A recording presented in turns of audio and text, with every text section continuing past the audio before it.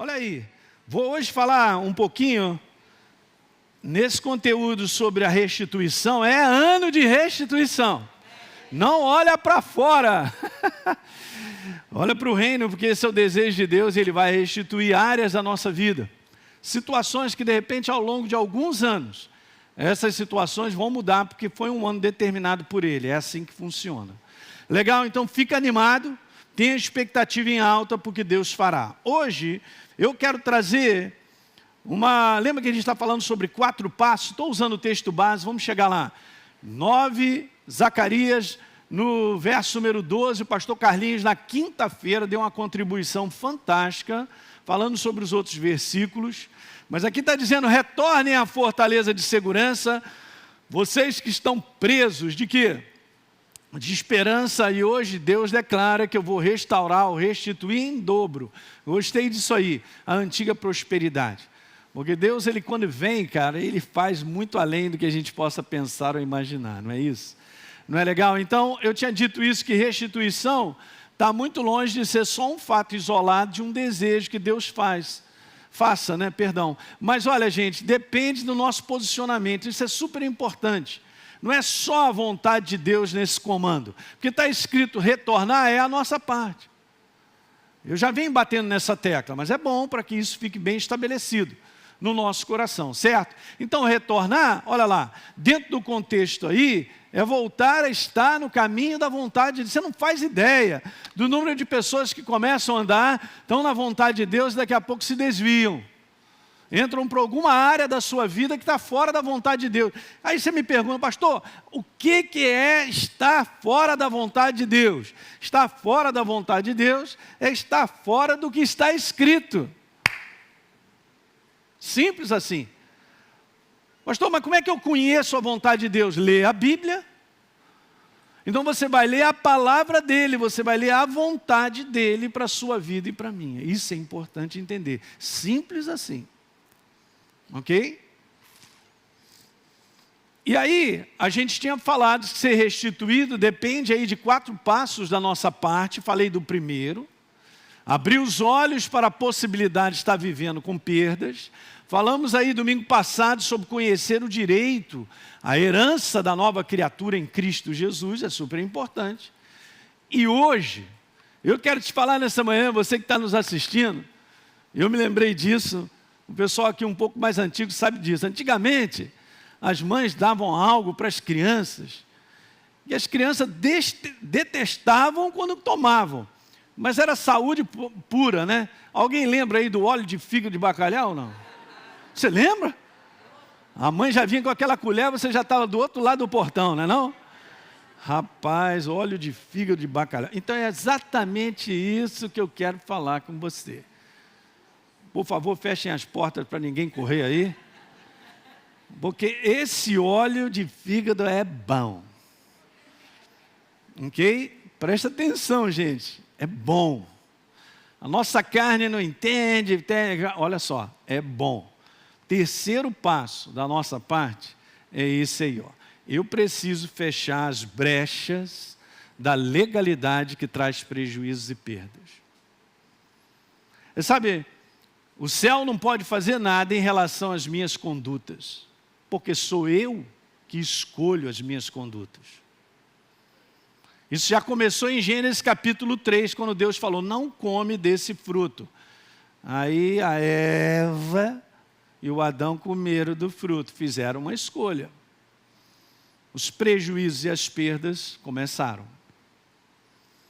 Isso é bíblico e é um assunto importante que cada um tem que lidar de maneira própria.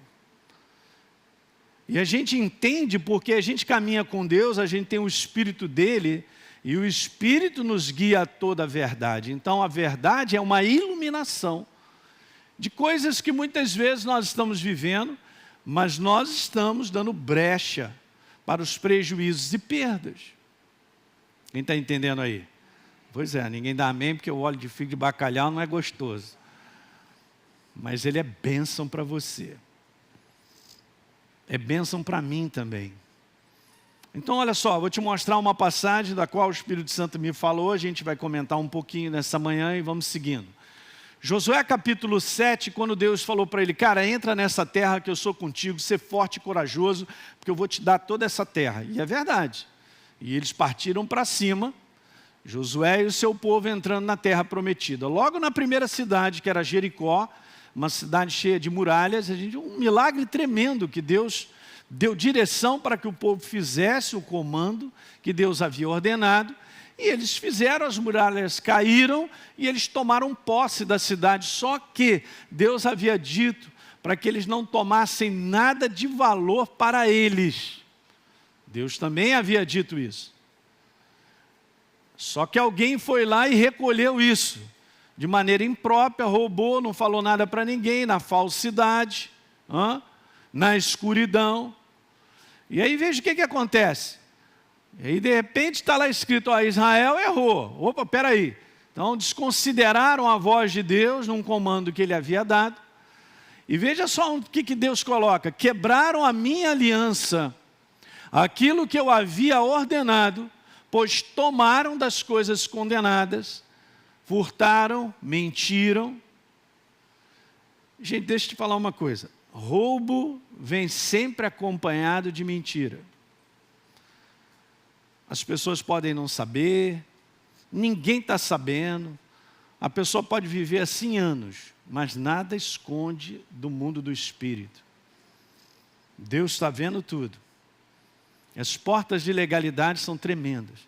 Uma vida de mentira, eu quero te falar bem sério, é uma vida na mão do inferno.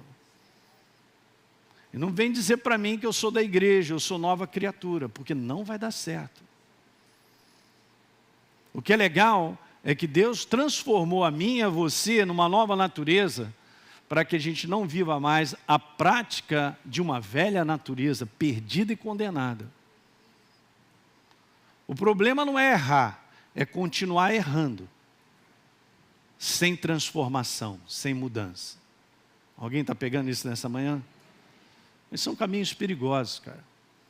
Portas abertas, o inferno vai quebrar. E Deus não pode fazer nada. Nós vivemos num mundo que isso aí é lei praticamente. Roubar, mentir, isso é lei. Faz parte da vida, faz parte de uma vida decaída, condenada, onde o inferno tem a mão. Mata, destrói, rouba. É assim que ele faz, ele promove isso. Então entraram nisso aí, ó. E olha lá, furtaram, mentiram e até debaixo da bagagem puseram, tem que esconder mesmo. Cuidado com coisas escondidas. Olha o óleo aí passando e descendo bem, tá uma delícia. Verso 12. Por isso os filhos de Israel, olha bem o que está escrito. Não puderam resistir aos seus inimigos. Viraram as costas diante deles. Veja, gente, porque Israel está condenado o quê? Mas essa era a proposta de Deus? Claro que não. Não continuarei com vocês, disse Deus, se não eliminarem do meio de vocês a coisa roubada. Está na Bíblia, pastor? Claro. E aí o verso 13, muito bom, gostei dessas palavras no final. Então Moisés disse para a galera, Moisés já tinha morrido. Já. Josué disse para a galera, santifique-se, separe o povo e diga, santifique-se para amanhã, porque assim diz o Senhor, há coisas condenadas no meio de vocês. Vocês têm que resolver isso. Agora olha que legal, vocês não poderão resistir aos seus inimigos, enquanto não eliminarem do meio de vocês as coisas condenadas.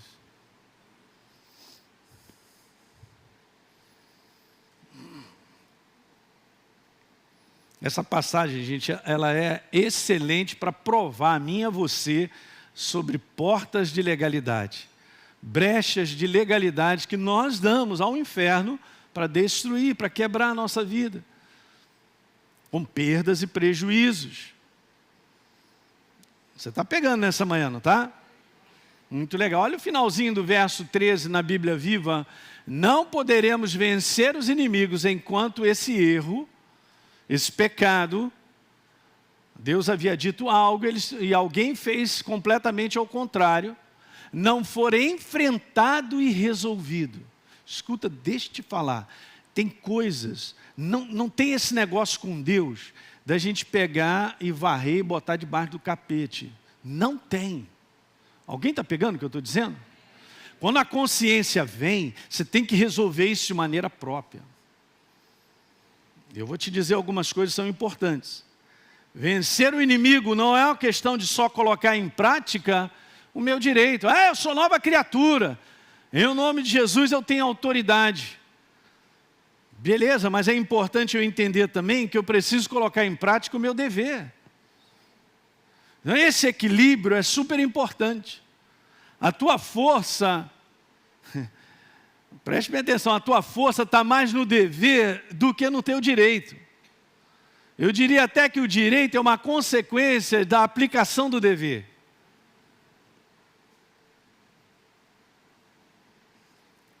A mesma maneira que eu uso a fé como uma ação prática para receber o meu direito, da mesma forma eu uso a minha fé para executar o meu dever, uma vez que eu sou consciente dele. Ora, se Deus está dizendo não é assim, é assado, vamos ficar com assado. Então, o meu dever é a obediência, é responder. Eu venho falando isso para vocês, obediência é responder ao que Deus fala comigo e me direciona. Simples, gente. Pô, pastor, mas isso aí não é fácil não, eu sei, então você está sabendo hoje, então já estou te falando, também não é fácil. Mas vem cá, mas é possível, Mas justamente aí está o segredo da bênção, das portas de legalidade estarem fechadas para o inferno. A sua palavra é uma direção a ser seguida, portanto implica em respondê-la, acabou. Deus havia dado uma ordem, da mesma ordem que os abençoaram entrando na cidade, porque as muralhas de Jericó caíram, eles fizeram exatamente o que Deus pediu. Agora quando o cara olhou uma barra de ouro, olhou uma capa babilônica e foi atraído pela cobiça, está escrito lá, e falou, não, peraí, ninguém está vendo, ninguém sabe, eu vou esconder isso lá na minha barraca. Ninguém sabe. Deus já tinha visto tudo.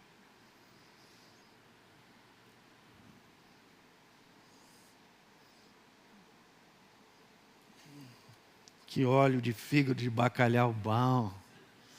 Vai entrando. E sabe, o que é legal é que você tem que ter essa noção que Deus ele não é condenador. Porque tudo já foi condenado, o inferno já foi condenado. Ele é um Deus salvador e restaurador. Mas para andar com Ele, ou a gente anda com Ele, que é a palavra, ou não anda com Ele. É só isso que eu quero falar.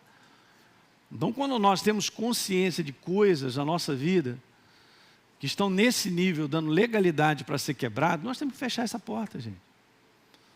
E tem a ver com práticas. Práticas de coisas que não estão alinhadas mais com a verdade. E não fazem parte da nossa vida hoje. Por quê? Porque nós somos novas criaturas. A velha criatura morreu. E agora, pela capacitação do Espírito Santo, nós podemos viver a nova criatura. Ele nos capacita a viver. O conceito do reino de Deus para resistir ao diabo está bem claro, escrito em Tiago 4:7, mas veja que uma coisa está ligada à outra. Então eu me sujeito a Deus, eu me rendo à sua palavra. Outra maneira de dizer, eu respondo a Deus, que é a sua palavra, e automaticamente eu resisto ao diabo, e ele o quê? O quê? O quê? Eu aprendi isso como revelação alguns anos atrás, que não é uma questão de resistir ao diabo, é uma questão primeiro de eu me sujeitar à verdade, e automaticamente eu já estou fazendo resistência ao inferno. E ele vai ter que fugir. Diga amém. Fantástico isso aí. Eu me sujeito, já estou resistindo. Gostei demais nessa versão dizendo assim, portanto, obedeçam a Deus e enfrentem o diabo, que ele fugirá de vocês. Não está ao contrário, enfrente ao diabo e obedeça a Deus. Está da maneira certa. Nós vamos respondendo, gente, o que é isso aí? Nós vamos respondendo a Deus da maneira consciente que nós temos da verdade no nosso dia a dia, e automaticamente o inferno vai ter que recuar. A própria verdade já é a resistência. A própria verdade empurra o inferno para longe. Diga aleluia. Aí, isso aqui é muito poderoso. Não é não? Beleza. Aí está a nossa segurança. Tem uma outra passagem bem interessante no livro de Provérbios, eu pego a segunda parte, que diz lá: assim a maldição sem causa não se cumpre ou não se estabelece, em outras versões. Então essa é uma coisa importante, porque houve um baita de um prejuízo na vida do povo de Israel quando eles partiram para a próxima cidade. Ninguém estava sabendo daquela situação sendo feita errada, maneira oculta e tal, segurou, guardou, não era para ser feito. Eles iam enfrentar uma cidade pequena, aí a galera disse, não, vamos mandar pouca gente, porque o Jericó caiu, e Deus estava conosco, Ele estará conosco, e tomaram a surra. E aí Josué chega para Deus e fala, não estou entendendo nada, aí Deus falou, cara, eu estou com vocês, mas alguma coisa aconteceu que está impedindo. Você lembra, é muito legal, está escrito, vocês não poderão resistir ao inimigo. Não, mas Jesus está comigo. Vou dizer de novo. Não poderão resistir ao inimigo. Deus não estava com o seu povo? Claro que estava. De maneira sobrenatural, Jericó vem ao chão. Você vê? São coisas que já estão escritas na palavra que dependem de nós. Às vezes há uma tendência humana, sei lá, ou por imaturidade, a gente pensar que tudo depende de Deus e joga para cima. Como se fosse responsabilidade de Deus nos abençoar. Gente, Ele já é a bênção, eu já estou nele. Mas se eu quero a manifestação do céu na minha vida, eu tenho que observar essas coisas. Mostra a colher para o teu irmão aí, vê se está vazio ou está tomando devagar. Pastor, não dá para passar adiante. Não dá, porque eu estou aqui para te abençoar. Essa palavra também é para mim, para todos nós.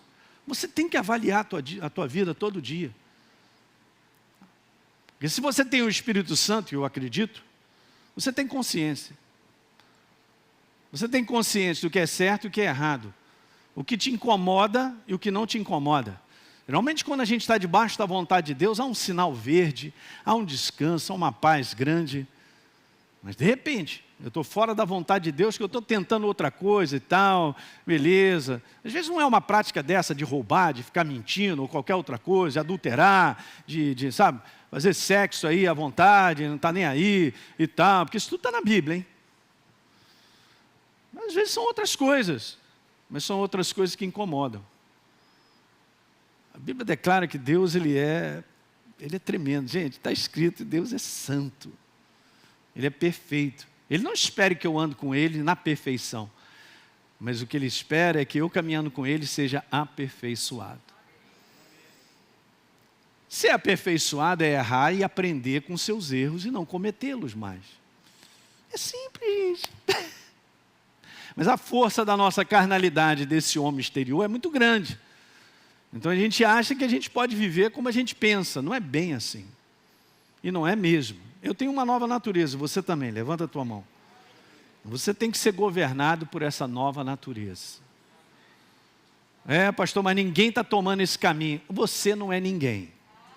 Você é filho do Deus Altíssimo. E tem cuidado de você e te abençoado e está preparando adiante coisas tremendas para nós. Caramba, você vai ler, você vai ver que Deus já estava tudo preparado para eles tomarem posse daquela terra. Mas nós temos a nossa parte. Essa parte é super importante. Então eu digo que as mais variadas formas de perdas e prejuízos, o principal motivo é não responder à voz de Deus que nos direciona em alguma área.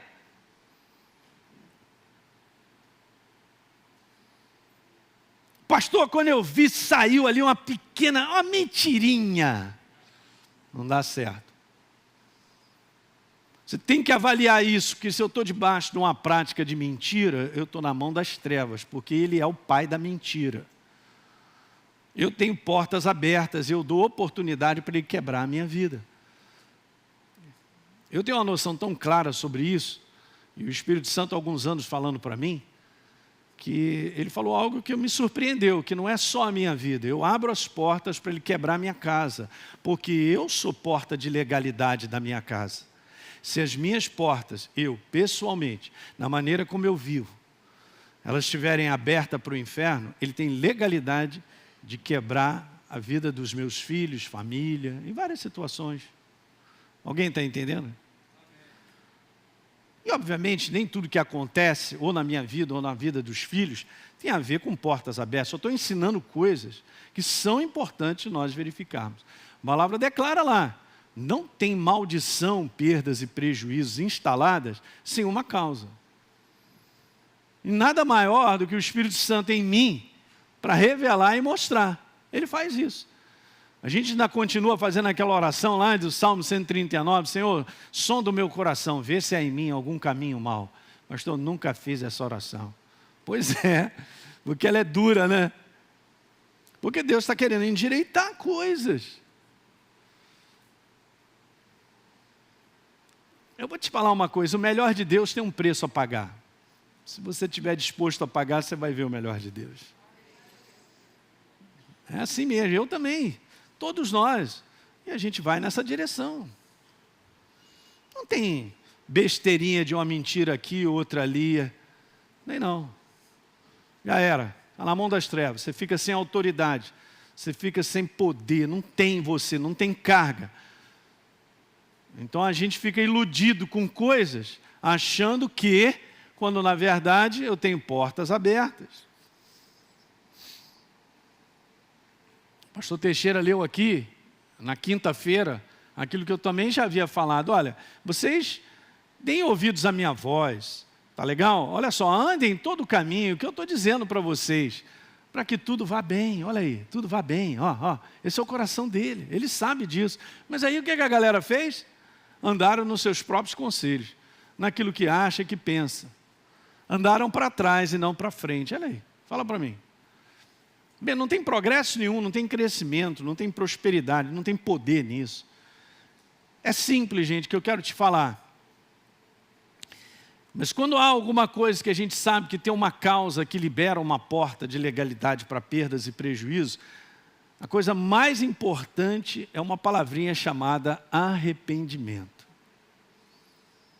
Só que verdadeiro arrependimento, que fecha a porta da legalidade, ele implica em mudança. Você não vai ler a palavra arrependimento no Novo Testamento que não tenha essa coisa já inserida. E isso é importante entender, porque é a palavra metanoia, okay? Da qual a gente vai vivendo sempre que for necessário. Metanoia nele. Mudança. Porque o meu comportamento muda quando muda a minha maneira de pensar. A verdade é um farol e ela te enche, te reveste ao ponto de transformar. Se a verdade entra em mim e não me transforma, eu duvido se é a verdade que entrou em mim mesmo. Porque se eu tenho contato e intimidade com a verdade, ela te transforma. Ela muda. A gente que andava para lá, começa a andar para cá. As práticas da nossa vida, antes de conhecer Jesus, eram simplesmente práticas de um homem decaído, de um homem que não conhece a verdade. Então, só tem a verdade e trevas, só tem luz, trevas, verdade e engano. Então, era totalmente entregue à ação diabólica, para a destruição. Mas verdadeiro arrependimento implica em mudança. A gente tem que tomar um cuidado, porque não é uma questão de dizer foi mal, vacilei. Legal, eu posso dizer foi mal, vacilei, me desculpa, mas se não tiver mudança, então não tem metanoia e não tem verdadeiro arrependimento. Diga aleluia. É muito legal, porque Jesus ele é muito tremendo. Gente, Deus não é Deus condenador. Mas quando aquela mulher que foi pega em adultério, os caras queriam arrebentar com a vida dela. Jesus falou, ó, que tiver sem pecado e sem erro aí, seja o primeiro a tirar a pedra. Meu Deus. Foram saindo desde os mais velhos até os mais novinhos e tal, e ficou só ela e Jesus. Aí Jesus falou, então, e aí? Então, também não te condeno não. Que beleza, hein? Um baita de um perdão vindo do céu assim, numa bandeja. Nosso Deus é um Deus perdoador. Mas aí Jesus, ele também diz muito legal. Imagina Jesus com aqueles olhos de compaixão, de amor, que perdoa, diz assim, vai e não faça mais. O que ele estava querendo dizer? Ele estava falando sobre o verdadeiro arrependimento. Mudança. Se não tem mudança, não tem arrependimento. Então não vale, foi mal, sorry, desculpa, tem que ter mudança. Alguém entende o que eu estou falando? Muito importante. É a palavra mais importante. Arrependei-vos e produzam frutos dignos de arrependimento. O que é isso? Ele está falando, produz frutos da tua mudança, Elinho. Jesus pregou isso. João Batista já vinha avisando isso. O reino de Deus, quando chegou, e ele chegou na vida dos homens, quando os homens o receberam, produz mudança. Porque a gente não pode ser mais a mesma pessoa que a gente sempre foi. Mudou, diga aleluia. E a gente vai sendo aperfeiçoado, gente. Isso aí não é algo que acontece na tua vida, mas você vai se tornando consciente, isso aqui já não faz parte da minha vida. Aí você vai sendo renovado pelo poder da palavra, aquela ali vai perdendo a força na tua vida, já não está na tua mentalidade, você sabe, você muda tudo, até a tua maneira de falar, tudo muda, aleluia. E vamos sendo aperfeiçoados. Eu trouxe esse versículo só para você entender, Paulo dizendo assim, é simples. Bom, eu era menino, eu tenho que falar como menino, sentia como menino, isso é legal. Ele pensava como menino, mas legal. Mas agora eu cheguei a ser homem, então eu agora mudei. Eu não sou mais, eu não falo como menino, não penso como menino. Então, automaticamente, eu não vou agir mais como menino. Mas tudo implica em mudança. Diga aleluia. A gente tem que tomar cuidado, porque a nossa carne é perigosa. Você tem que matá-la todo dia. Paulo falou, eu morro todo dia. Não estamos dizendo eu. É a carne dele que tem que apanhar. Por isso, se a gente estiver ligado na fonte, que é Jesus, ele te alimenta de força, cara. Ele te alimenta de algo que a carne não vai prevalecer. Se ele diz assim, que você, Elinho, não fique aí. Eu estava lendo ontem uma passagem, vá comigo lá, Romanos, capítulo 13, por favor. Verso 14. Se revista do Senhor Jesus, Elinho, e nada disponha para a carne no tocante às suas concupiscências. Nada. Então há possibilidade. Mas eu tenho que estar revestido, não tem como. Eu não vou resistir o apetite carnal de só fazer besteira e estar fora da palavra, se eu não me revestir dele. Alguém está pegando aí? Porque primeiro está escrito, vamos lá, vamos se revestir. Se reveste. Muda a tua mentalidade, metanoia. Transformai-vos, estou falando isso em Caxias lá. Eu estou na primeira parágrafo e não consigo há 2 domingos sair dele. Beleza. Transformai-vos pela renovação da vossa mente. Eu sou transformado pela verdade na minha vida. Quando eu me abro para ela, eu me entrego para ela. E eu reconheço com o meu espírito aberto que ela é a verdade. Então ela fala ao meu coração, ela me mostra o caminho e a direção a ser seguida.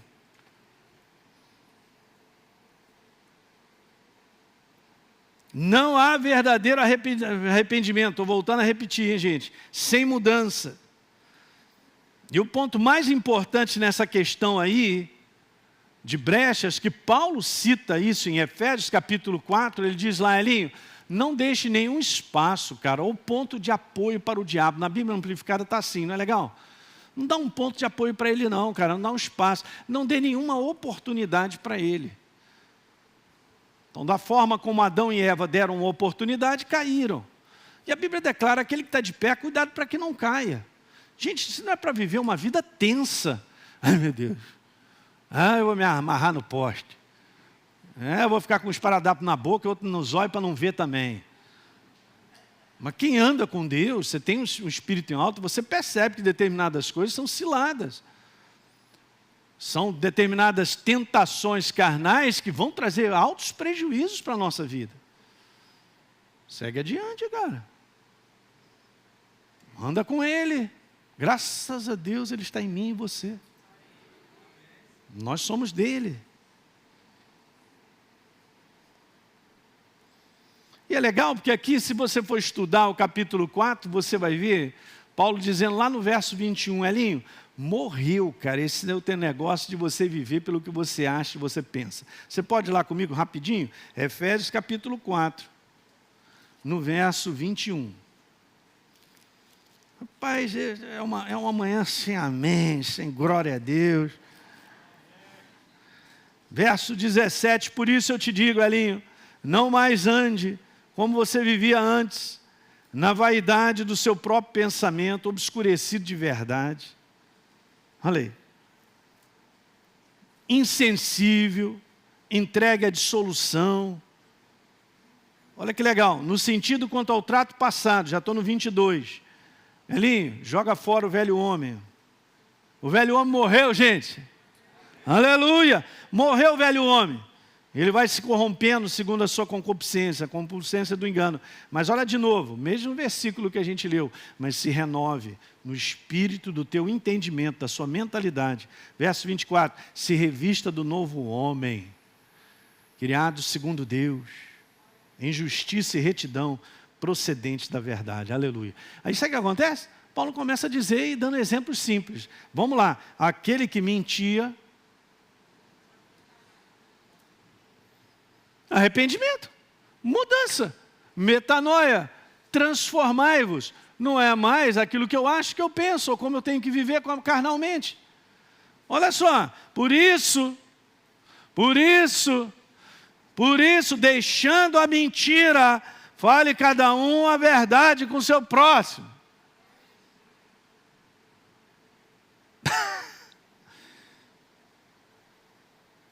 Verso 27. Não deis lugar ao diabo.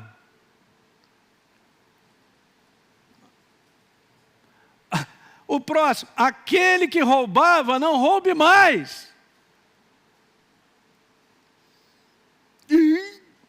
É óleo de fígado de bacalhau bom. O velho homem. Se o velho homem, na sua prática, ainda está no comando, eu tenho e você portas de legalidades abertas. Só isso, simples. Não, mas Jesus está comigo. Até está, mas ele não tem como se manifestar mais do que aquilo que eu dou para ele. Eu estou dando portas, não deis lugar ao diabo. Pergunto aqui a vocês, gente, só de ler esse versículo, isso aqui tem a ver com Deus? Não, tem a ver comigo. Só eu e você podemos dar legalidade ao inferno. Podemos dar porta para ele, abertura, ponto de apoio, um espaço. Então veja, a estratégia do diabo, de uma forma ou de outra, e esse é um contexto, gente, de influenciar comportamento destrutivo no ser humano. É isso que o inferno faz. Se a gente for ler todo esse capítulo, você vai ver agora Paulo dizendo coisas que têm a ver com o nosso relacionamento. E ele vai quebrando. E as coisas vão ficando pior. Alguém pegou isso nessa manhã? Anote isso aí. A estratégia do diabo, de uma forma ou de outra, é influenciar no comportamento destrutivo. E está muito claro na palavra que agora a gente tem um outro padrão. Diga aleluia. E aí nesse padrão de viver, a gente vai corrigindo, a verdade vai iluminando, a gente vai tendo verdadeiro arrependimento, e a gente vai fechando tudo quanto é porta. Diga aleluia. Aí, querido, eu vou te falar. O inferno passa do outro lado da rua porque ele conhece a sua vida. O homem pode esconder muita coisa durante muitos anos, cara. Na ilegalidade, debaixo de um conteúdo onde ninguém está sabendo. Mas não tem jeito. toda a verdade será exposta. Tudo será revelado. No mundo do Espírito está aberto. Aí o cara acha que está tranquilo. Está tranquilo, está na mão do inferno. E ele nem sabe. Você vê, são coisas práticas. Aí você fala, pastor, mas como é que isso acontece? Acontece assim. O inferno é sempre tentador em várias áreas, a gente acaba caindo. Beleza. O problema está no erro? Não. O problema está na prática do erro. Você errou, se arrependeu, então tem transformação, tem mudança. Você não cai mais nesse erro. Não é demais isso, gente? Muito legal. E assim a gente vai sendo, como diz a palavra, aperfeiçoado, aprimorado. Nós vamos nos tornando pessoas melhores, no padrão da verdade. Aí, cara, o céu começa a se manifestar com mais intensidade na nossa vida. Diga amém. Ô Jesus, olha, eu dei o óleo de figo de bacalhau, a turma ficou assim me olhando. Vamos embora ficar de pé?